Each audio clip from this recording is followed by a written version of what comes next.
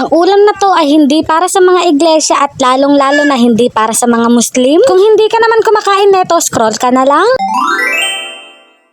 Maaga nga pala nakapamalengke dito yung aking asawa at bumili na nga din siya sa palengke netong dugo.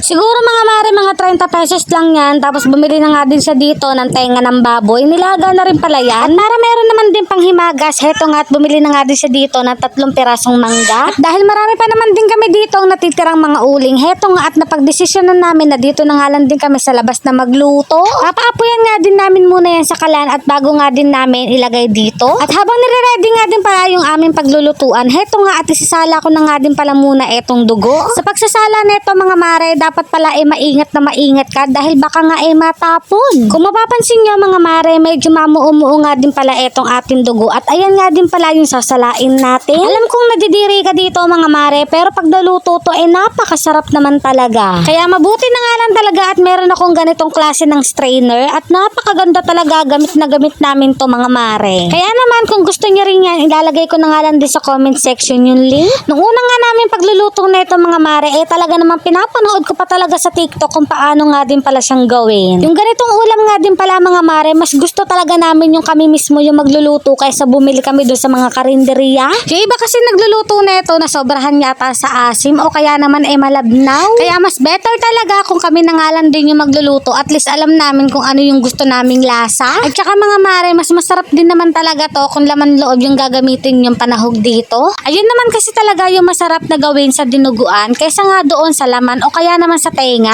Ewan ko ba dito sa asawa ko kung ano yung pumasok sa isip niya kung bakit tenga yung ginawa niyang pang dinuguan. Akala ko nga nung una magluluto nga din pala kami ng sisig, tapos nakita ko nga din pala tong dugo. Anong gagawin namin? Ang sabi niya sa akin dinuguan daw yung ulam namin. Pero bakit tenga? Tapos ko na nga din palang isala etong dugo at nilagyan ko na nga din pala ng konting suka. Ang dahilan kung bakit ko nga din pala nilalagyan ng suka, para nga pala ay hindi malansa. Ayun kasi yung sinabi doon sa napanood ko.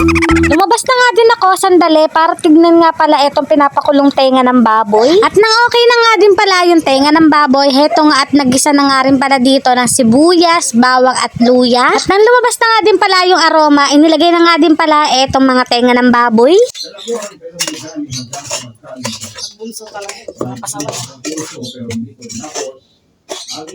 Kailangan nga din pala natin yung isang kutsa hanggang sa maging brown nga. Ito talaga yung gustong gusto ko mga mare, yung medyo brown talaga o kaya naman ay crispy. Sino ba naman kasing gustong kumain ng makuna?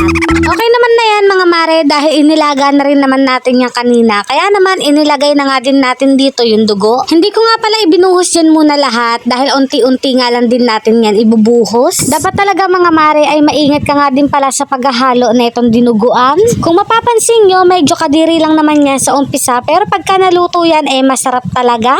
Hahalu-haluin nga lang din natin yan hanggang sa medyo lumapot na nga. Ayun din naman kasi yung gusto nating ma-achieve mga mare, yung medyo malapot-lapot na nga din. Naglagay na nga din pala dito ng laurel at paminta para naman medyo may lasa. At dahil wala na nga rin pala ako ditong patis, hetong at asin na lang yung nilagay ko. At syempre hindi mawawala itong ating siling green para naman medyo may konting sipa. Aantay-antayin nga lang din natin na medyo mas lumapot pa para naman makuha natin yung gusto natin texture. At kapag ganyan na nga rin pala yung itsura niyan, luto na yan mga mare, pwede na tayong kumain. Ganito nga pala kadami yung alikabok na nakuha ko sa pagbabacuum netong aming mga unan, pati na nga din pala yung higaan. Sa tuwing magpapalit talaga ako ng mga punda, pati na nga din pala yung mga bedsheet, lagi ko na nga lang din pala binabacuum para naman makasigurado kung wala na talaga natitirang mga alikabok. Bali, inuna ko na nga din pala sa pagpapalit ng mga punda dito sa aming sala para naman mas maayos silang tignan. Pagkatapos ko naman doon sa aming sala, dito naman ako sa kwarto namin at nagpalit na nga din pala ako netong aming bedsheet. At dito na nga natin masusubukan kung napakaganda nga din pala netong ating dust mite vacuum.